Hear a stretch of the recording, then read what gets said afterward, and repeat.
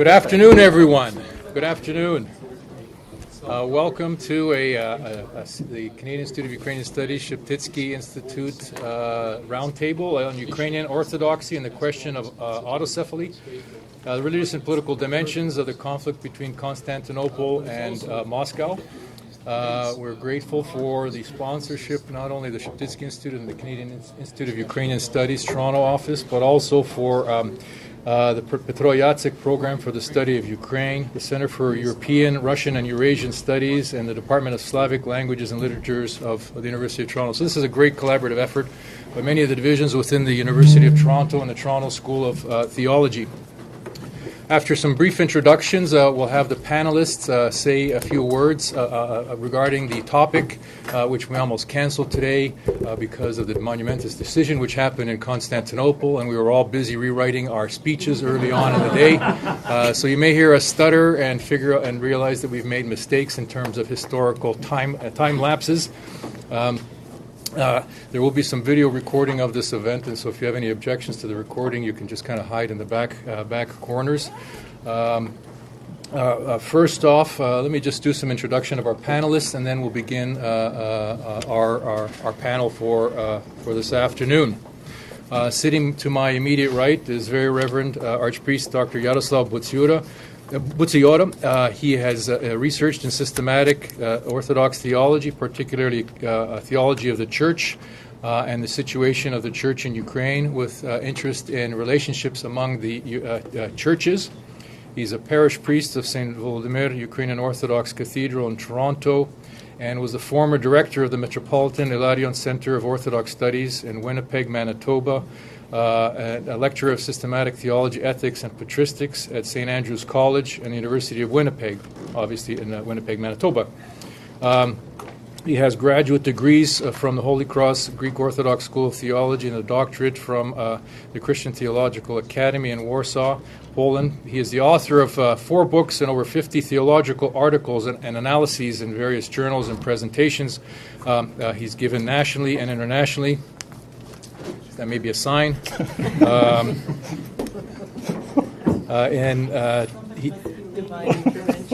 There might be is there a lights?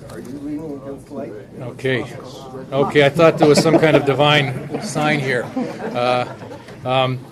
Just to continue with the introduction of Father Butsiora, he is also a representative of the Ukrainian Orthodox Church of Canada and the USA in the ongoing bilateral dialogue with the Ukrainian Catholic Church in North America. To my left is Dr. Frank Sisson. He's the director of the Peter Yatsik Center for Historical Research at the Canadian Institute of Ukrainian Studies here in Toronto. He's also professor in the Department of History and Classics at the University of Alberta, and he's editor in the very important Hrushevsky translation project on the history of Ukraine Rus, and they've got 10 volumes published to date, and so that's an immense task that he's completed. He's also the head of the executive committee of the Holodomor Research and Educational Consortium at the CIUS, and is a member of the editorial board of Harvard Ukrainian Studies and East-West Journal of Ukrainian Studies. There's many more things that I could say about him, but he told me I could cut down his biography. To my far right is Mr. Anatoly Babinsky. He has a Master's of Arts in Theology from the Ukrainian Catholic University, yes. And he's working on his doctoral thesis on the patriarchal movement in the Ukrainian Greco-Catholic Church. He's currently also a research fellow at the Sheptytsky Institute under a doctoral research grant from the Catholic Near East Welfare Association.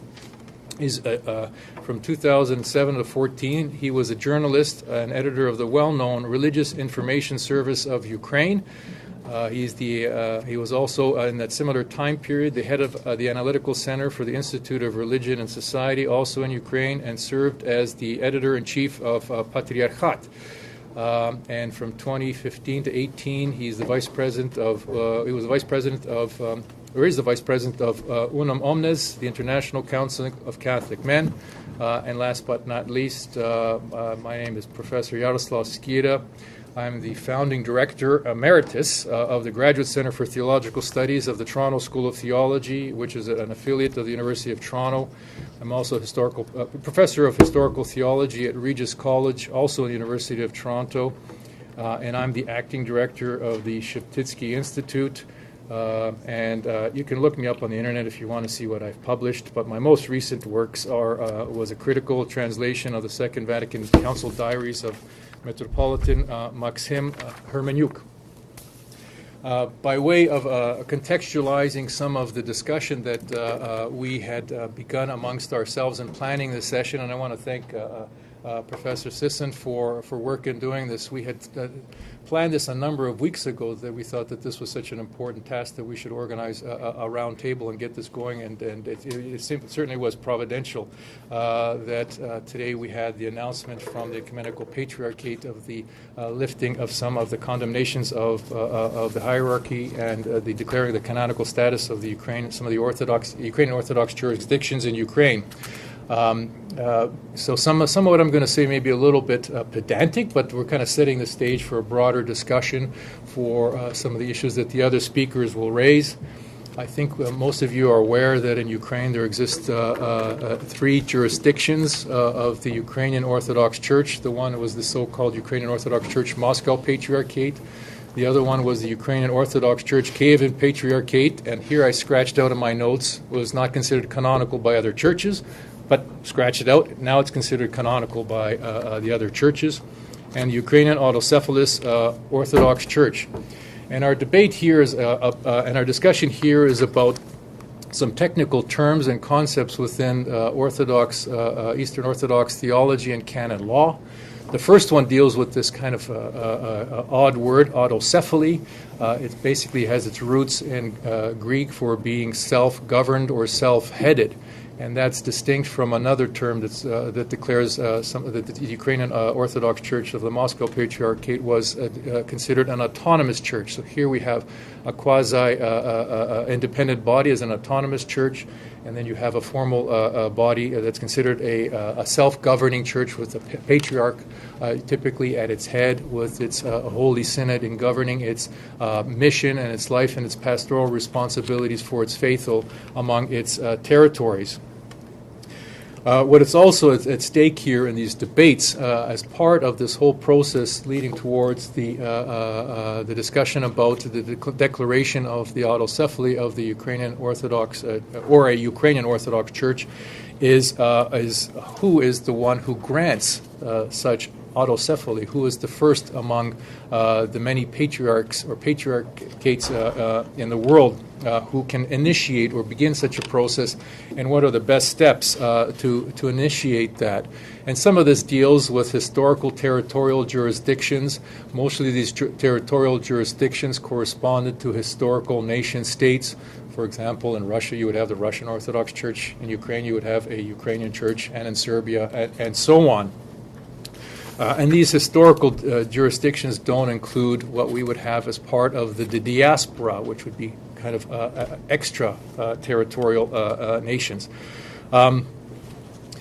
The modern historical context does have some examples of conflicts or challenges to this issue of who becomes a body for declaring autocephaly and how that's recognized amongst other Orthodox churches. At the start of this 20th century, the Ecumenical Patriarchate, which is considered the first among equals, that is one of the most senior sees of patriarchs within all of Eastern Orthodoxy, and hereby I mean Byzantine and Slavic Orthodoxy. In Poland, the Ecumenical Patriarch granted autocephaly to the Polish Church in 1923, which was then regranted by the Russian Orthodox Church, and I say regranted in quotation marks, in 1948. And so here's that tension between a granting body of autocephaly and this challenge by the Russian Orthodox Church. And we all understand that this was part of the post-war years and the Cold War years, and at times the persecution of all of these Orthodox faithful. Another example of this tension of the granting of autocephaly occurred with the Orthodox Church of Estonia, which was granted this autocephalous, the self-governing status, in 1923 and then 1996. And I say again in 1996 because there was a period where the Russian Orthodox Church took under its omophorion, or under its jurisdiction, this Orthodox Church in Estonia. And then we have another controversy over the granting of autocephaly to the Orthodox Church in America, which is largely considered an indigenous church to both Canada and the USA, which was granted by the Russian Orthodox Church, but has been not regarded by a number of churches as uncanonical. So here we have examples of historical tensions in this understanding of autocephaly. And related to that, the Orthodox churches had began a historic process in the 1930s, leading towards what happened in 2016, which was the convocation of a Holy and Great Synod of all the Orthodox churches. But they began their preparations in the 1930s. And the topics that were mentioned during those various pan-Orthodox and preparatory meetings are somewhat prophetic of what happened today. One of the first topics that was raised was the question of autocephaly, and by the means by which it is proclaimed, and the recognition of canonical and non-canonical churches. In 1948, the Pan-Orthodox preparatory councils met in Moscow, where they condemned anti-Christian papism, and this was part of a critique, a polemic against the Roman Catholic Church. In 1961, again, the Pan-Orthodox consultations begun their discussions about preparing these documents for the Synod and the autocephaly and how that is given to a church. Again, was a subject of discussions with no formal resolutions, no formal document produced. In 1976 and 1986, the preparatory commissions to this council also dealt with topics of peace, freedom, and brotherhood, and love, and the dignity of the persons as being documents or issues of pastoral care for the Orthodox faithful. I mention that in light of the conflict that currently exists within Ukraine and parts of the Middle East. And so this is somewhat prophetic of our current context. In 2016, however, in discussions amongst the Orthodox bishops, the topic on autocephaly was deferred to another pan-Orthodox synod, so it was put aside. And Antoine Aryakovsky, some of you may know, is a very famous Orthodox theologian. He says he lamented that this was one of the most important issues and one of the most serious conflicts tearing the Orthodox Church apart today. In 2016, the Great and Holy Council of the Orthodox Church met in Crete, and it did have a number of constitutions and documents dealing with pastoral ministry, fasting, and it only dealt with the topic of autonomy, but not autocephaly, which was a distinct topic. And here again is an interesting facet in that this synod, which brought together all of these Orthodox bishops and patriarchs from around the world, the Russian Orthodox Church refused to attend this meeting, as did a few other Orthodox churches. The modern historical context, I think my fellow roundtable panelists will allude to some of these events leading to the events that happened today, beginning with Petro Poroshenko's request to Constantinople for a tomos of autocephaly. And so when you look at this past history and some of the debates that are going particularly on in the press about the notion of autocephaly, church independence, territorial jurisdiction, and not just between the Russian Orthodox Church or the Ecumenical Patriarchate or the Ukrainian Orthodox churches, the question really revolves around a number of issues. The first of those being authority and primacy in the church. And who is historically recognized as the mother church that can grant such a tomos or a declaration of autocephaly. The Ecumenical Patriarch has consistently affirmed its right to be, as the senior among churches, to initiate such procedures. Another important point that's often missing in some of the critiques of the Ecumenical Patriarchate and the Orthodox churches is the notion of the pastoral care and Christian unity. Archbishop Jacob of Telmessos, who was a representative of the Ecumenical Patriarchate, said, how can you tolerate a 30-year division of the Orthodox churches in Ukraine and this schism, and how does the church respond to the care and the salvation of such souls? And he basically spoke about this autocephalous, or the movement of the Ukrainian churches, as being a move toward a restoration of historical justice, and a move from a colonization, and a move towards a liberation that would have a redemptive dimension for the faithful. But again, you don't hear that language in some of the critiques, particularly of the Russian Orthodox Church.